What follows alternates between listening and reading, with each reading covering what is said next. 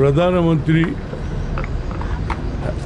హైదరాబాద్కు వచ్చి కాంగ్రెస్ పైన ఒక తీరని నేపం నేరుస్తూ ఎంఎంసి అంటే ముస్లిం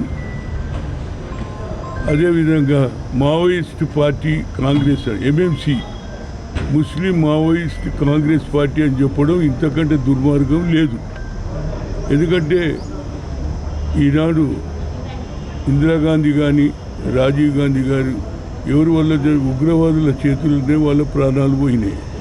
ఇకపోతే ముస్లింలు అంటే దేశ స్వాతంత్రంలో మౌలానా గారు అందరూ కూడా స్వాతంత్రంలో పోరాడినట్టు వ్యక్తి వాళ్ళను బ్లేమ్ చేస్తాడు, అదేవిధంగా మమ్మల్ని బ్లేమ్ చేస్తాడు. మాది సెక్యులర్ పార్టీ. ఈ విధంగా మాట్లాడడం నిజంగా కాంగ్రెస్ పార్టీకి తీరని ఏది అబద్ధాలు చెప్పి ప్రజలను రెచ్చగొడుతుండే. ఇక్కడికి వచ్చి ఆయన ఏం చెప్పాలి? ప్రజలు ఏం కోరుకుంటున్నారు? పెట్రోలు డీజిలు దాన్ని తగ్గించమంటాడు, బంగారం కొనవద్దంటాడు, అదేవిధంగా ఎవరైనా పోయేది ఉంటే ఒక్కరు పోకుండా ఇద్దరు కలిసి పోవాలంటాడు, మెట్రో ఎక్కుమంటాడు. ఇది ఈయన చెప్పేది. నువ్వు ఏం చేసినావు?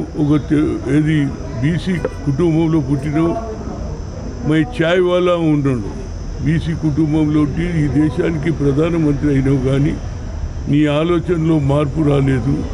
మీది నుంచి కాంగ్రెస్ పార్టీని ఏది అబద్ధాలు చెప్పి అనవసరంగా బ్యాడ్ ఇమేజ్ క్రియేట్ చేస్తున్నారు. కాబట్టి దీనికి తప్పనిసరిగా పోలీసు వాళ్ళు తప్పనిసరిగా అతని మీద యాక్షన్ తీసుకోవాలని డీసీబీకి పంపించాను.